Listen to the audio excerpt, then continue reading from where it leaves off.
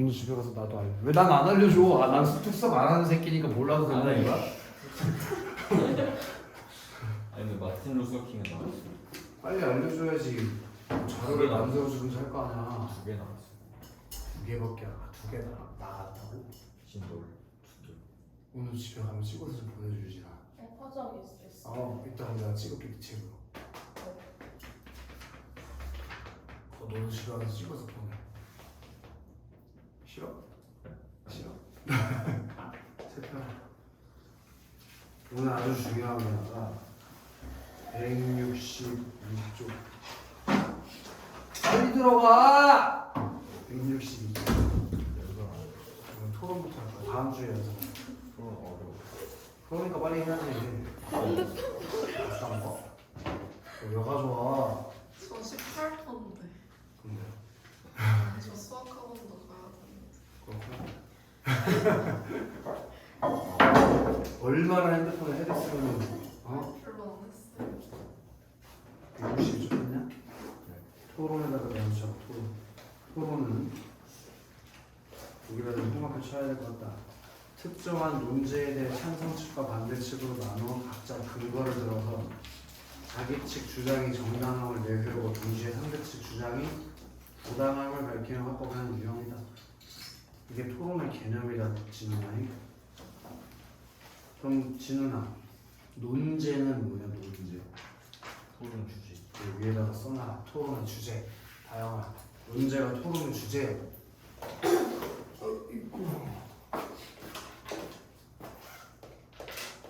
논제 이것이 토론의 주제. 그러면은 우리 저기 다영이 방학 때 배운 거니까 그 논제의 유형이 3가지 종류가 있다고 했는데 무슨 논제 있다고 했냐? 정책. 오, 정책 문제. 그리고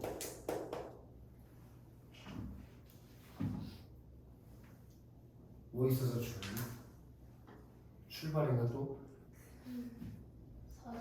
사실 문제. 그리고 뭐 하나 있었어야지. 뭐 지능이 나머지 하나 뭐 있었어? 가치 문제. 이 3개가 뭐가 달라? 사실 문제는 뭐와 뭘 따져보는 거죠? 참 또는 거짓에 대해서 토론하는 것이 사실 문제다. 예를 들면 이런 거 있잖아. UFO는 존재한다. 넌 어떻게 생각해? 지훈이. 너는? 다영이는? 그래? 유진이는? 그러니까 이 토론할 수 있는 거야. 찬성과 반대로 의견이 갈리니까. 그럼 가치 문제는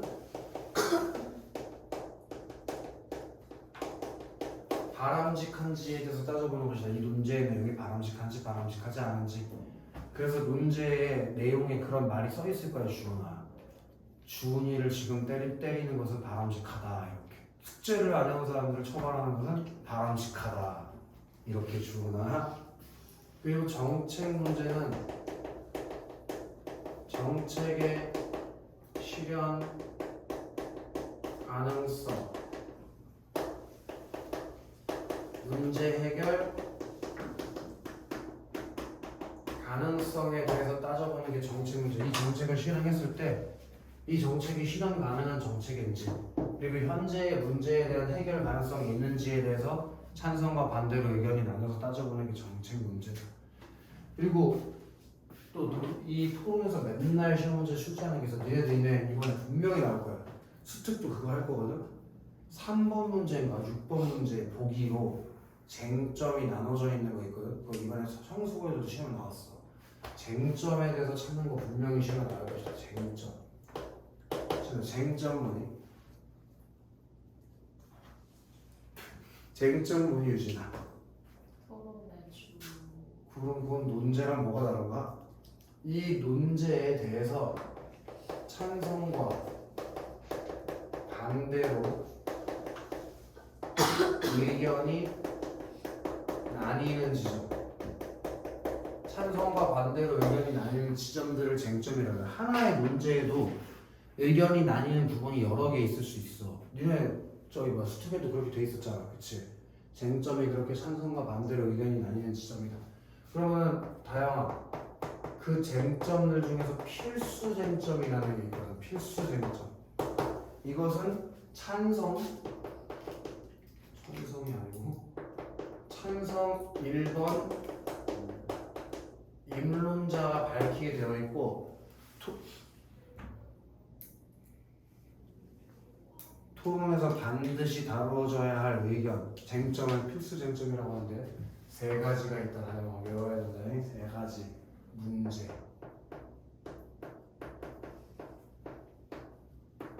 실현 가능성.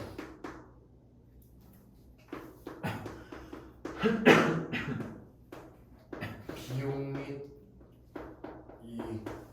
이 세 가지가 토론에서 다루어져야 할 필수 쟁점들이다. 요게 그래도 니네가 가지고 있어야 되는 또 개념이고 뒤에 더 필요한 개념들이 있는데 그 중에서 책에 안 나오는 것만 써주고 있는 거예요. 책에 있는 거 지금 안 쓰고 책에 안 나오는 것만 쓰고 있는 거네. 토론할 때 제일 먼저 뭐 해야 하니? 입론이라는 걸 하지. 입론. 맞아? 입론은 뭐니? 토론자가 자신의 입장, 그걸 뭐라고 했어요? 토론에서는 주장이라고 했었지. 자신의 입장을 근거를 들어서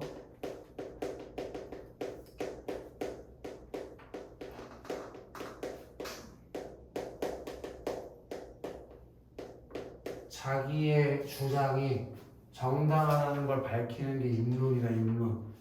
그럼 요 다음에는 뭐해? 토론할 때 입론 다음에 뭐해? 유진아? 입론 다음에 반대신.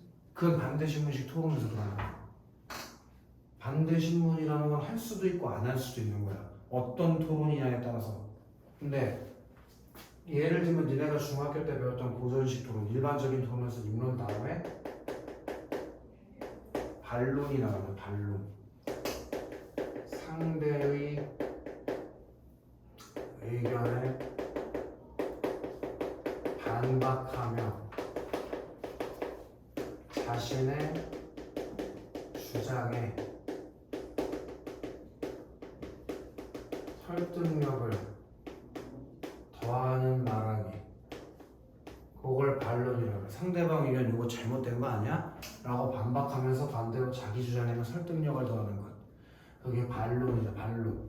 오케이? 그럼 원래 있잖아. 이거 니네 시험 문제로 출제될 가능성이 있어서 하는 얘기인데 토론의 종류가 많다고 했지. 근데 고등학교에서 배우는 토론은 무슨 토론을 배우냐면 반대신문식 토론이라는 걸 배워요. 반대신문식 토론. 말 그대로 반대신문이라는 게 껴들어간 토론이야. 이거의 순서에 대해서 배우거든. 순서. 시험 문제에 토론 순서를 물어볼 때가 있어. 규칙에 대해서 기억해. 반대신문식 토론에서 규칙이 있다. 규칙. 첫 번째로 같은 토론자의 연속 발언, 이건 있을 수가 없다. 똑같은 놈이 두 번 연속 발언할 수가 없어. 그리고 두 번째, 찬성에서 시작해가지고 찬성에서 끝난다. 무조건 토론의 시작은 찬성이 먼저 하게 돼 있어. 그리고 토론의 끝도 찬성이 끝난다. 이 두 가지 규칙에 대해서 이해하고 있으면 순서에 대해서도 자연스럽게 외워지는 건데, 반대 신문식 토론 있지. 총 4명의 토론자가 나오는데, 총 4명의 토론자. 찬성 둘, 반대 둘. 여기까지 이해 안 되는 거 없지?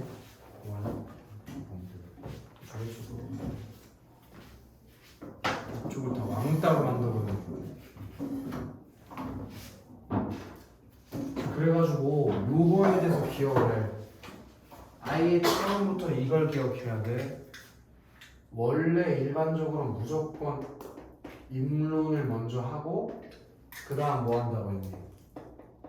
반론하고 최종 발언하면서 끝나는 거야.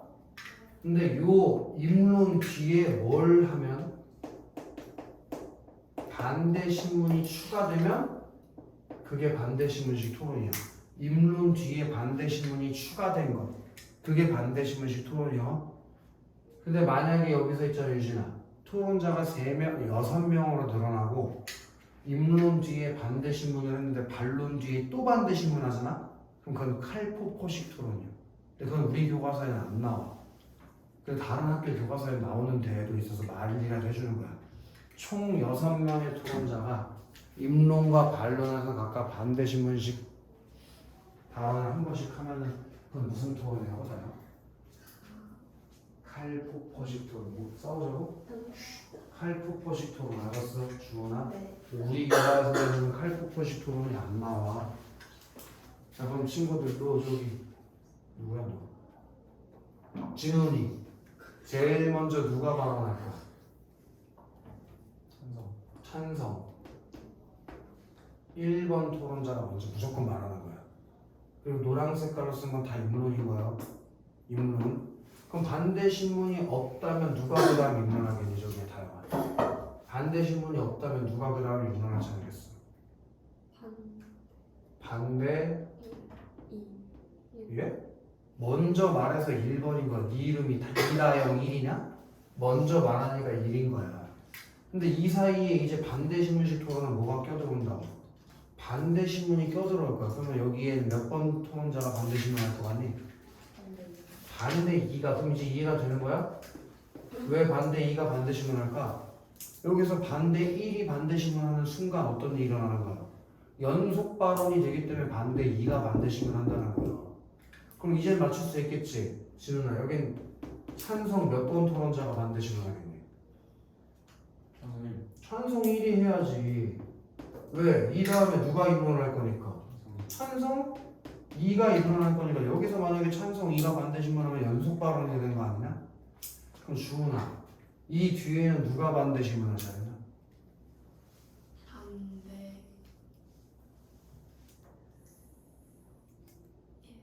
반대 1. 지금 3이라고 했으면 진짜 죽일 뻔했어.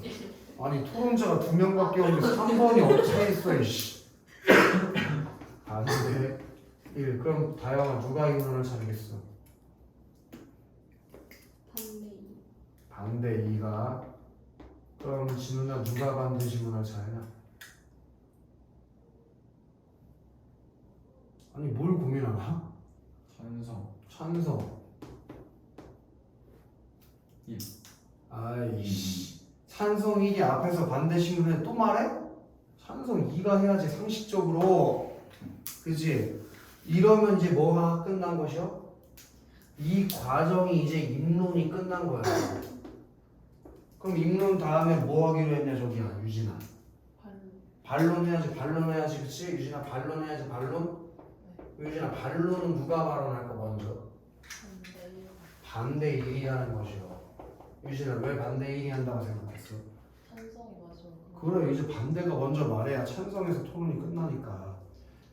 그럼 주원아 그 다음 누가 반론을 차려? 출발해? 찬성 1이. 그럼 다영아 그 다음 누가 반론을 차려?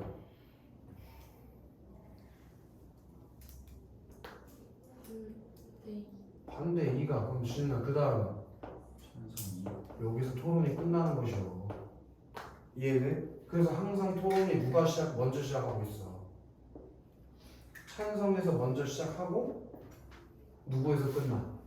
찬성에서 끝나게 된다. 무슨 설명인지 이제 이해가 되지? 그럼 진훈아 이제 궁금증이 생길 거야. 아니 씨발 왜 찬성에서 먼저 시작하고 찬성에서 끝나지? 이상하잖아. 반대부터 시작하면 안 되나? 이유가 있어.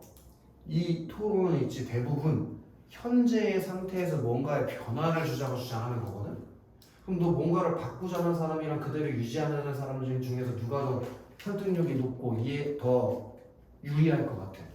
현재를 유지하자고 말하는 게 훨씬 더 유리하거든. 그래서 항상 찬성에서 먼저 말하고 찬성에서 끝에서 말해서 페널티가 아니라 가산점이라고 하나? 그걸 좀 주는 거야. 이해가 돼? 그리고 유진아 이 찬성 1번에게는 반드시 해야 되는 게 있는데 뭐가 아니면 입증 책임이라는 게 입증 책임. 이걸 바꿔야 될 이유에 대해서 입증해야 될 책임. 그래서 찬성 1번이 제일 먼저 입론할 때 되게 중요한 역할을 해요. 찬성 1번이 토론에서 가장 중요한 새끼예요. 왜?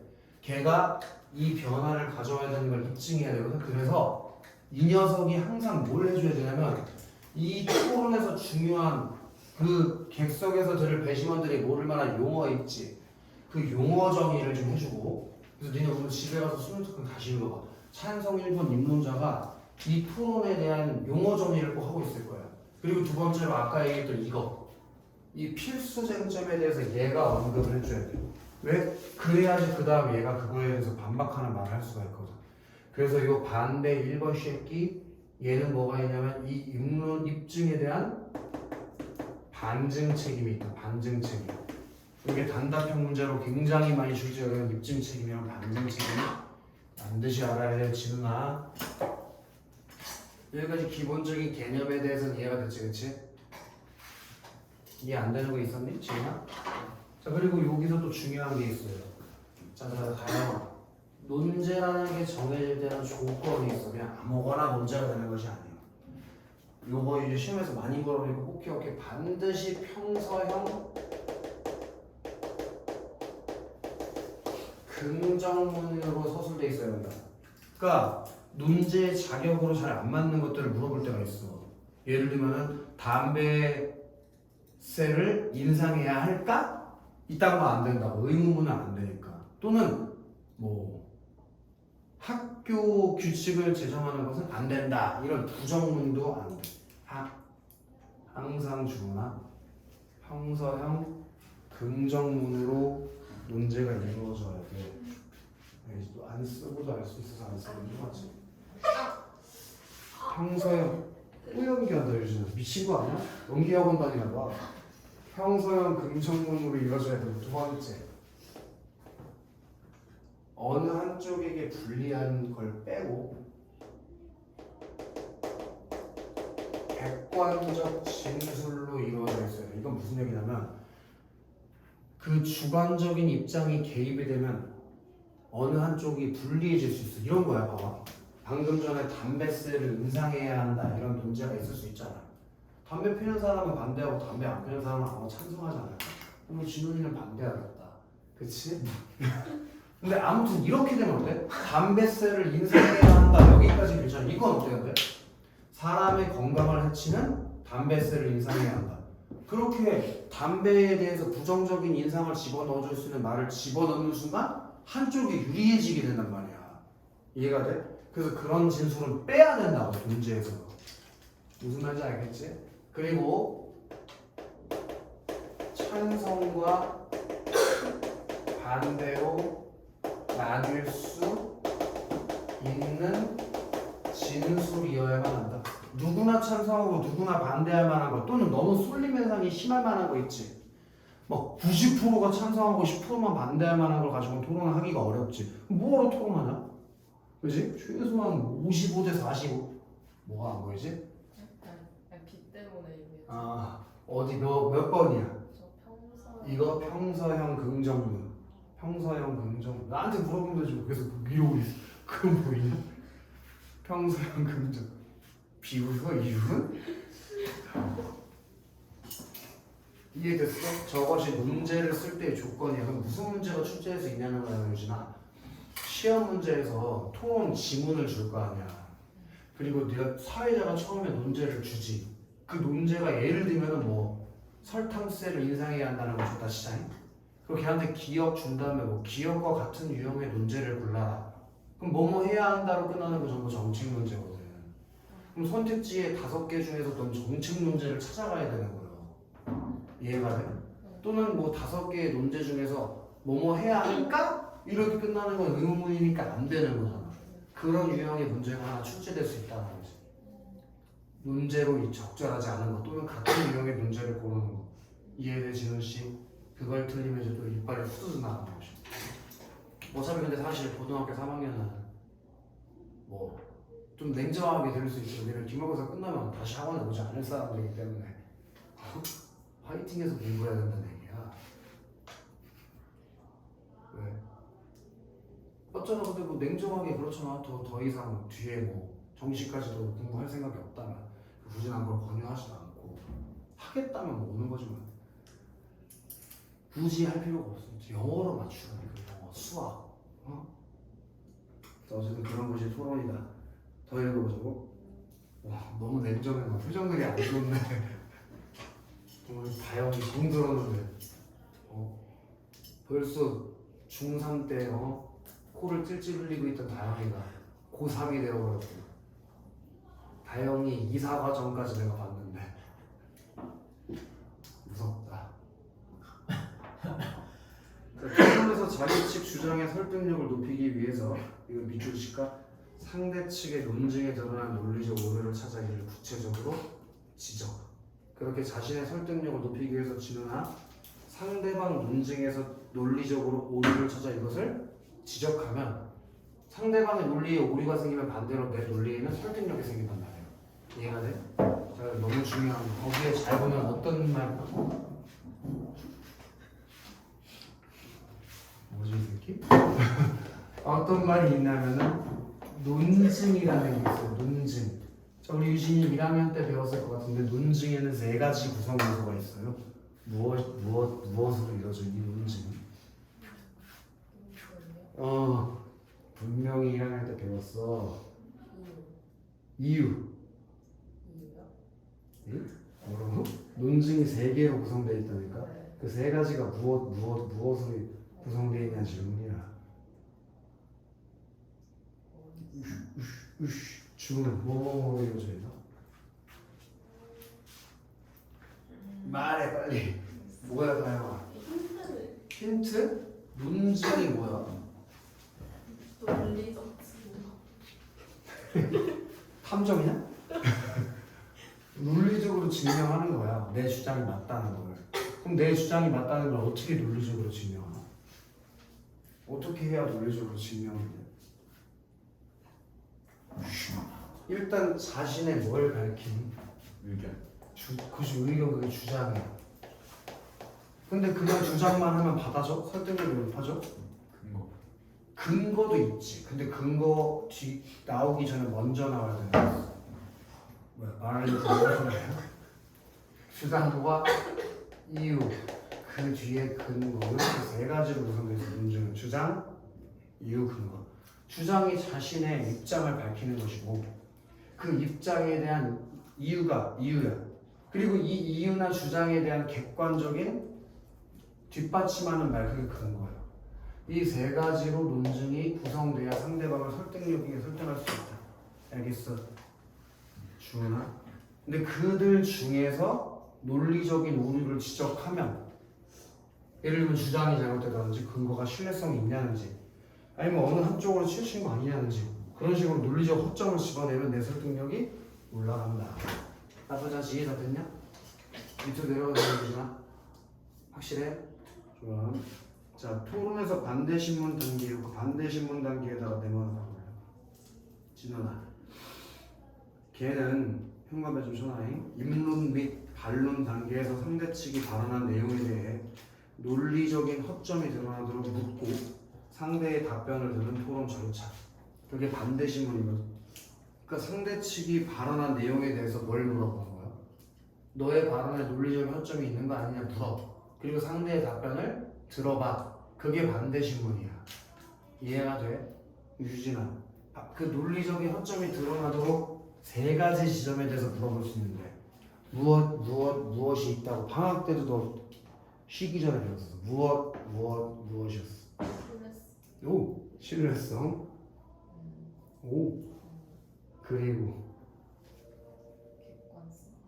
그렇지, 네가 지원했나? 신뢰성이란 뭐 타당성, 공정성. 그 밑에 써놔라.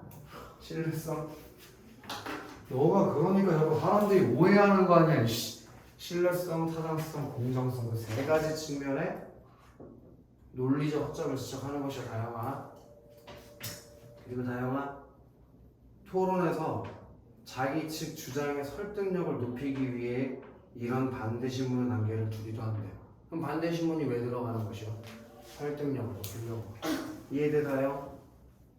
자, 반대신문 단계에서 상대 측 발언을 단순히 확인하는 수준을 넘어서 상대 측 논증을 비판적으로 검증하면 이거 1번 주고 현관편처럼 논제를 깊이 이해하는 데 도움을 얻을 수 있다. 그것이 반대신문의 효과야. 다영아, 너가 중학교 때 배웠던 토론에는 반대신문이 없었거든? 반대신문 안 하고 입론과 반론만 하는 토론을 고전식 토론 또는 전통식 토론이라고 해. 근데 네가 고등학교 1학년 때 배웠던 토론은 반대신문식 토론이야. 입론 뒤에 뭐가 이어진다고? 반대신문이. 근데 그런 걸 하면 무슨 효과가 있을 수 있냐면 상대 측 발언에서 논리적인 오류를 지적하면서 답을 들으니까 더 문제에 대해서 깊게 이해할 수 있다는 효과가 생긴다고. 한 번 더 그 지점에 대해서 얘기를 나눌 수 있으니까. 자, 또한 반대신문 단계를 통해 상대 측 논리적 오류나 허점을 찾아 지적하기 때문에 거기도 형광 치고 2번 줘요. 토론의 전체적인 분위기나 흐름을 자기 측이 유리하게 만들 수도 있다. 예를 들어서 유진아, 네가 한 입론에 대해서 내가 논리적인 오류를 물었어. 근데 네가 그것에 대해서 제대로 답을 하지 못한다면 내가 유리해지는 것이겠지. 네가 뭐 근거를 들었을 때 예를 들어서 믿음직하지 않은 거, 내 경험에 빗대봤을 때 뭐 이딴 근거를 들어봤다면 그거는 네 경험을 가지고 객관적이라고 할 수가 있어? 그러니까 충분히 신뢰할 만한 자료냐고 물어볼 수 있잖아. 근데 네가 그거에 대해서 답을 못하고 이러면은 그건 당연히 이거 토론에서 불리해지는 것이지. 자, 그리고 상대 측의 의견을 비판적으로 듣고 상대 측과 반대 신문을 주고받으면서 거기에 3번 주고 형광 설치 하나 주거나 토론을 보다 역동적이고 흥미롭게 만들 수 있다.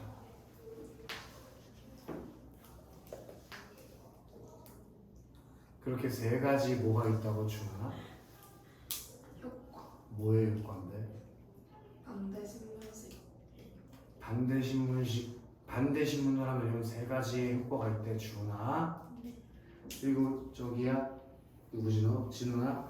그럼 반대신문을 효과적으로 하는 방법은 뭐해? 이렇게 고등학교 토론에서는 반대신문을 굉장히 중요하게 다룬단 말이에요.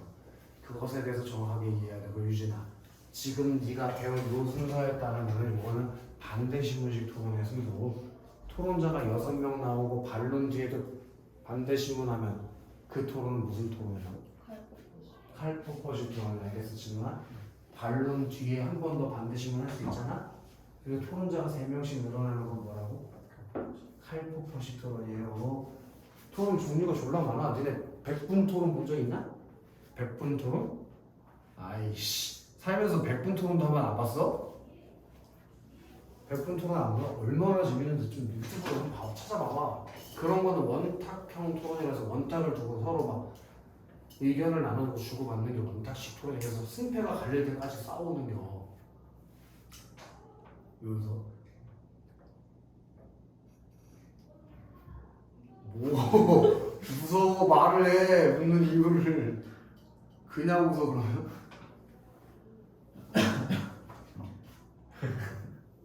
뭐 미친놈이야?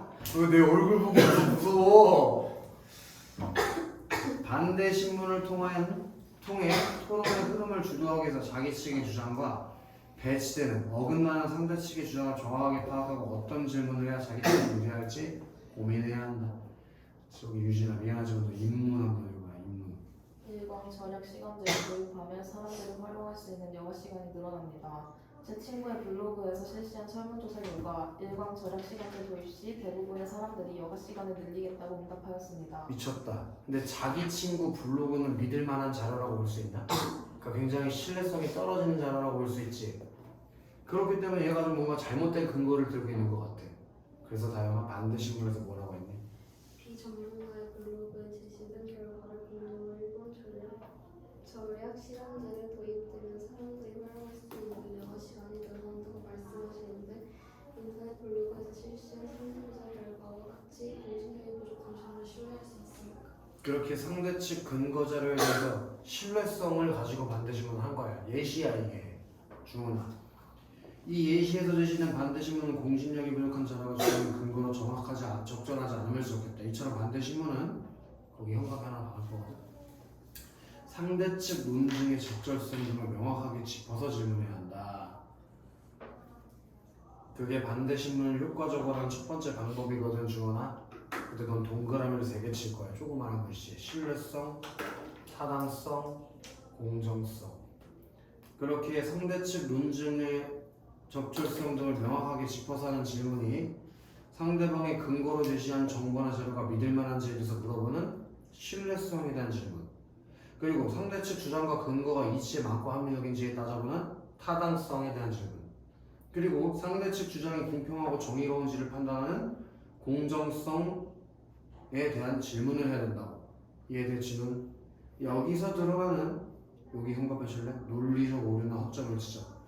그렇게 신뢰성, 타당성, 공정성에 나오는 논리적 오류나 허점을 지적함으로써 자신의 주장이 타당하다는 걸 입증하는 게 첫 번째 반대 질문의 방법이다.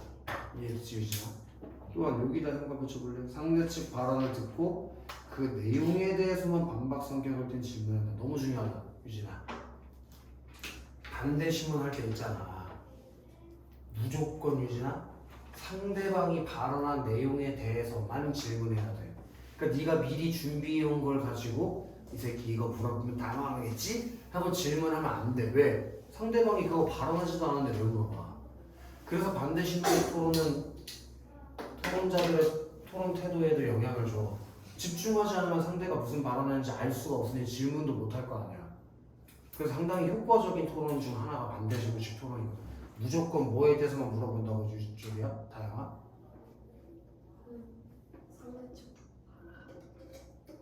상대 측 발언의 내용에 대해서만 물어봐야 돼, 다영아. 조만간 선생님이 쌍꺼풀 수술하려고. 나쁘지 않지, 유진아? 괜찮은 거 같잖아. 강렬한 눈빛. 학생들을 다 녹여버리겠다는 눈빛. 좋잖아. 막 집중되지 않겠어? 왜? 코랑 같이 해. 코는 이렇게 찍고 쌍꺼풀 이렇게 하고. 힘드시지 너. 이 새끼 아까 얼굴 보고 비웃던 이분을 외면을 해? 나쁘지 않지 않아, 다영아? 진짜 하실게. 이거 하면 안 되니? 그러면서 이제 눈 밑 지방 재배치도 같이 해요. 여기 다크서클을 좀 없애려고. 어제 근데 밤에 되게 웃긴 일이 있었다. 와이프랑 같이 거기 쌍용공원 저기 방아다리 옆에 시골집 아니야? 아무튼 해장 24시 해장국집을 갔는데 나 여기 와이프는 밥만 먹고 나는 소주를 한 잔 마셨단 말이야. 근데 술을 시키는데 갑자기 아줌마가 와이프한테 24? 5? 뭐 이러는 거야. 되게 좋아하더라. 근데 이게 아줌마 상술이었어. 뒤에 새로운 테이블 하는데 그 여자도 똑같이 먹었어. 24, 5이라는 거야. 너무 나쁘더라. 어쨌든 이렇게 하면 상대 측 논증의 오류나 허점을 논의의 초점으로 삼아 토론을 진행할 수 있어서 자기 측 주장에 대한 설득력을 높이면서 토론의 흐름을 주도할 수 있다. 그리고 이거 되게 중요해. 현관에 가봐야 된다.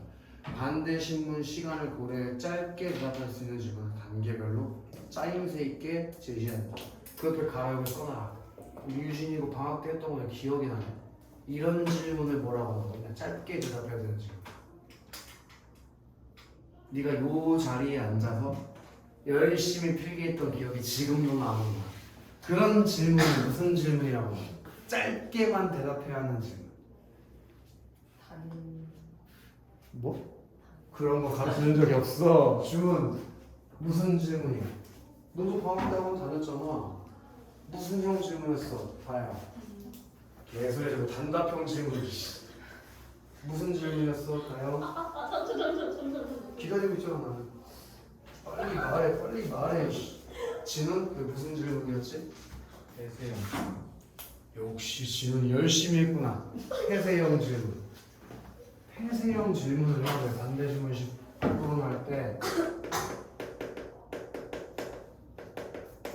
이거의 반대말은 그럼 뭐겠어? 저기 다영아. 개방형 질문이라는 건데 이것은 하면 안 되고 얘만 해야 된다. 개방형 질문하면 왜 안 되냐? 상대방이 한 번 더 자기의 의견에 대해서 길게 말할 수 있는 발언 기회를 제공해 준단 말이야. 개방형 질문하면. 그래서 거의 대부분 예나 아니요 정도 대답할 수 있는 폐쇄형 질문을 하는 게 좋은 방법이다. 배워들 기억이 갑자기 났어, 유진아? 그래. 폐쇄형 질문 해야 된다. 여기까지 개념은 다 이해했나? 다음 페이지로 토론을 하러 갑니다. 지금 많이는 못할 것 같고 일단 하나만큼 해보자고. 자, 나 혼자 하면 재미가 없으니까 우리 이렇게 하자. 우리 5명에서 1명씩 돌아가며 읽는 거야. 근데 중간에 내 발언 순서를 만약에 놓쳤다. 예쁜 일이 일어나. 지원아 분명히 나 얘기했어. 자, 서진은 1번, 박유진 2번, 이다영 3번, 이주은 4번, 오창민 5번. 한 명씩 돌아가는 거야. 찬반 상관없이. 오. 최근 용역 업체에 청소를 위임하는 학교가 늘어나면서 용역 업체가 학교 청소를 하는 것에 대한 논란이 많습니다. 저기서 한번 잘라볼게요. 거기까지. 토론의 배경, 토론이 열리는 배경. 우리 사회자의 역할에 대해서 시험에서 물어볼 수 있어. 토론이 열리게 된 배경. 계속. 이번 시간에는 학교 청소를 용역 업체에 위탁해야 한다라는 문제로 토론해 보겠습니다. 거기까지 잘라보자. 논제 제시. 여기 사회자가 토론을 하게 된 배경을 얘기해 준 다음에 논제를 제시해 주는 역할을 한다. 그리고 흉곽해 쳐라. 학교 청소를 용역 업체에 위탁해야 한다. 그게 이 토론의 뭐야 저기야 진우아. 문제. 자 그럼 퀴즈. 진우아, 이 논제는 방금 칠판에서 봤던 것처럼 세 가지 중에서 무슨 논제일까? 가치 문제. 우리가 수업 중간에 뭐뭐 해야 한다라고 끝나는 거는 정책 문제. 정책 문제라고 얘기했어요. 그 단어가 쓰는 정책 문제. 학교 청소를 용역업체에 위탁해야 되는 정책을 펼치지 말지 토론해보자 이거야. 왜? 용역업체에 위임하는 학교가 늘어나서 용역업체 학교 청소를 맡기는 것에 대한 논란이 생겼거든. 월봉은 어때? 월봉은 청소 업체가 와서 해주냐 아니면 이제 하냐? 학교 청소. 어머니 분들 청소 그게 용역업체 쓴다는 얘기 아니야? 뭐 니네 어머니가 와서 해주시는 거 아니야? 아니 그러니까 이 말이 오해의 여지가 있을 수 있는 거야. 예를 들면 뭐 각 반의 부모님들이 돌아가시면서 와서 해준다 이렇게 들을 수도 있잖아. 어머님이라고 하면. 그래서 패드립이 들어. 아 이게 무슨 패드립이야! 엄마가 학교 청소해 주는 게 왜 패드립이야? 위험한 얘기 하지 마. 그러니까 청소 도우미 분들이 와서 해주신다는 얘기 하는 거 아니야? 그럼 니네 교실도 다 그분들이 드셔? 아니 화장실이나 화장실이랑 교실만? 계단. 계단? 계단 청소를 해주셔? 계단이랑 화장실만? 딴 데는 안 해줘? 교실은 누구예요? 저희가 니네가 스스로. 오. 교무실? 쌤들 학교 선생님 자기들이 직접 많이 좋아졌다. 우리 때는 화장실 청소 우리가 다 했어야 돼. 우리 남고 나왔잖아. 남고에는 정신 나간 새끼들 봐. 진짜 좀 더러운 얘기를 미안하다고 전현무 씨는데 변기가 막혔어. 그럼 거기서 일을 보면 안 되잖아. 근데 거기다가 여러 명이 돌아가면서 겹겹으로 그 일을 치러오는 거야. 그래서 나중에 그걸 청소를 우리가 하니까 여러분은 막 상당해. 그리고 왜 이렇게 변기를 부시지? 뭘로 부시는 거야 변기? 아무튼 이상한 새끼들. 월봉고 화장실은 깨끗해? 더러워? 그래. 원래 선생님이 중학교 다닐 때는 월봉고가 거의 최신 시설이어가지고 나 월봉고 또 놀러 갔을 때 놀랐잖아. 학교가 왜 좋은가. 중앙고랑 비교해보면 비교도 안 되게 좋았는데 화장실도 문 열면 바로 안 나오고 이렇게 돌아가야지 나오고. 지금도 그러나? 맞지? 문 열고 좀 살짝 걸어 들어가야지 화장실 나오잖아. 너무 신기했잖아. 어쨌든 계속 해보자. 먼저 토론자들의 입론을 드리겠습니다. 찬성 측 첫 번째 토론자 입론해 주세요. 거기까지 잘라보자. 그게 토론 순서를 안내. 그럼 지금 사회자의 역할이 3개 나오는 짓나? 배경 설명해주고 논제 제시해주고 토론 순서를 안내해주고 시험에 출제할 수 있어요. 계속. 학교 청소를 용역업체에 위탁해야 한다고 생각합니다. 거기서 또 한번 잘라볼게. 형광펜 하나 각자. 학교 청소를 용역업체에 위탁해야 한다고 생각합니다. 그게 주장이야, 주장. 얘 입론 주장. 그리고 다른 색깔의 형광펜이나 펜으로 밑줄을 치거나 하는 게 좋을 것 같아요. 근거는 색깔을 좀 달리 해야 얘네가 나중에 공부할 때 편할 테니까. 그 이유는 현재 학교 청소가 학생들에게 교육적이지 않기 때문입니다. 자, 거기 봐봐. 거기도 지금 유진아 뭐라 그랬냐 내가? 그 이유는 현재 학교 청소가 학생들에게 교육적이지 않기 때문이라고 했지. 여기 볼래? 지금 네 입론의 논증에 주장을 밝힌 다음에 뭐 얘기해줘? 이유를 얘기해주고 있잖아. 그리고 그 뒤에 뭘 밝혀줄게? 근거를 밝혀줄 거거든. 근데 이후에는 뭐 색깔 따로 치지 않을게. 일단 더 읽어.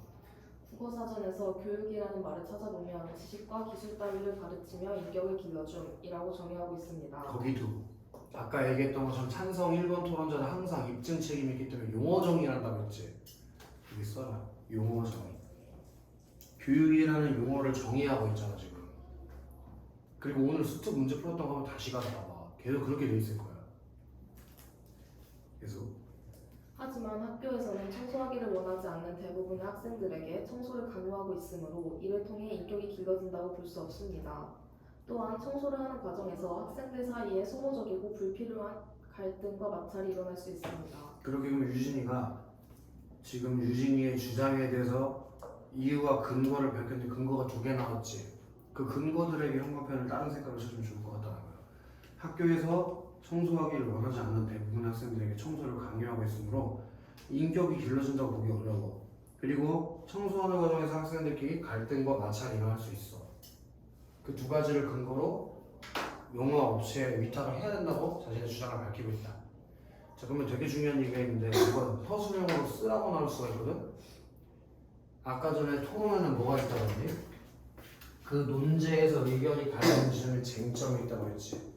그럼 얘는 이 논제에 대해서 어떤 쟁점을 밝히고 있냐면 청소가 교육적인지 아닌지에 대해서 얘는 교육적이지 않다고 밝히고 있는 거죠. 입장.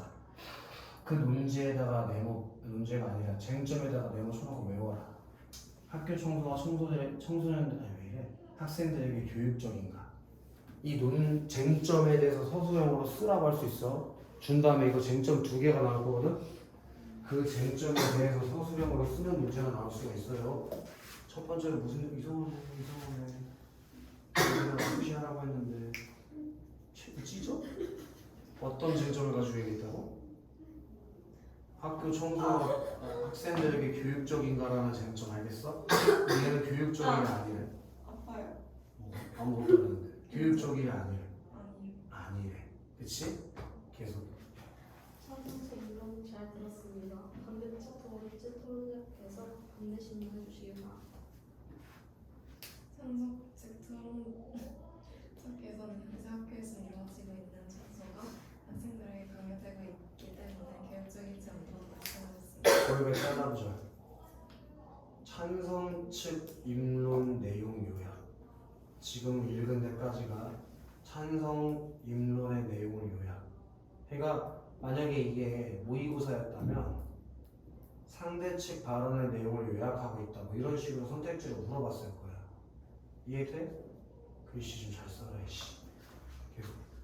만약 학생들이 자율적으로 청소할 수 있는 환경과 여건이 마련된다면 청소가 교육적이라는 생각에 동의하십니까? 그렇게 너 만약에 그러면 청소할 수 있는 여건이 자율적으로 마련되면은 청소는 교육적이라고 생각해라고 상대 측 그 이유에 대해서 그 써야 돼. 타당성. 상대 측 발언에 대한 타당성을 지적하고 있대. 네가 교육적이지가 않다며. 근데 이러면 교육적이라고 하는 거에 동의하냐? 네 주장이 틀렸다는 거 받아들일 수 있겠냐? 하고 타당성에 대한 질문을 했다. 그럴 수 있다고 생각합니다. 하지만 현재 학교에서 이루어지고 있는 대부분의 청소는 학생의 선택권을 배제한 채 강제적으로 이루어진다는 점에서 비교육적일 수밖에 없습니다. 라고 발언했어. 계속. 다음으로 반대측 첫 번째 토론자께서 입론해 주시기 반대쪽 입력하겠습니다. 거기 연결 됐어. 주장 색깔로 적어. 주장 색깔. 개인에게 청소는 교육적 가치가 큰 활동입니다. 그럼 유진아. 네. 방금 전에 찬성 측은 교육적이지 않다고 했지. 근데 반대 측은 교육적이라고 얘기했지. 네. 그럼 청소가 교육적 효과가 있는지 없는지에 대한 쟁점을 가지고 토론하고 있는 거라고 얘네들이. 이해돼? 계속. 청소는 자신이나 자신이 속한 공동체가 더럽히거나 어지럽힌 장소를 깨끗하게 만든다는 점에서 자기 본인의 성격을 띈 활동이기 때문입니다. 또한 학생들은 친구들과 함께 청소를 하면서 공동체 의식과 협동심을 경험할 수 있으며 자신이 생활하는 공간을 직접 청소함으로써 주인의식을 가질 수 있습니다.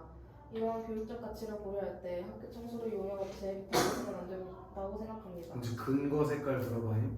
자기관리적 성격을 띤 활동이다. 공동체의식과 협동심을 경험할 수 있다. 직접 청소함으로써 공간에 대한 주인의식을 가질 수 있다. 이렇게 몇 가지 근거를 드러낸 다양한. 그래서 다시 주장 색깔로 여기다가 마지막에 한번 덧치는 게요. 학교 청소를 용역업체에 위탁해서는 안 된다. 왜? 학교 청소를 직접 하는 게 교육적으로 가치가 있다고 생각하거든요. 어떤 교육적 가치가 있는데? 자기 관리를 할 수 있는 성격을 띠고 있다. 공동체의식과 협동식 가능할 수 있다.